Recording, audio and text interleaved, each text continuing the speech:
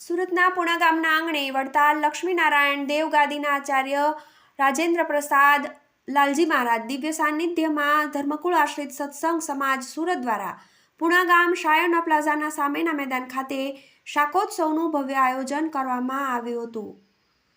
નૃગેન્દ્ર પ્રસાદજી મહારાજ હરિભક્તોને વિશેષ આશીર્વાદ આપ્યા હતા.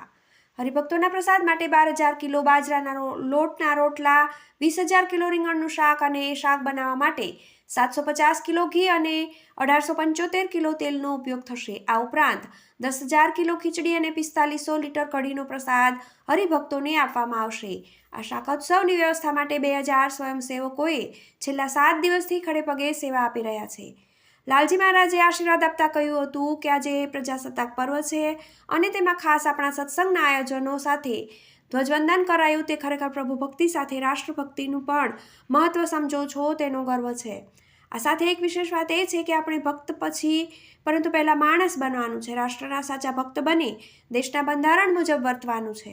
સાથે સાથે ભગવાન સ્વામિનારાયણે સ્વહસ્તે શિક્ષાપત્રી લખી તેના 200 વર્ષ પ્રારંભ થતો હોય સમગ્ર વર્ષ દરમિયાન શિક્ષાપત્રી દ્વિશતાબ્દી મહોત્સવની જાહેરાત કરવામાં આવી છે, જે અંતર્ગત શિક્ષાપત્રીમાં આપેલ સંદેશ જન જન સુધી પહોંચાડી શકાય સર્વજીવ હિતાવહ કાર્ય કરવાની હાકલ કરવામાં આવી છે. TV18 news Surat.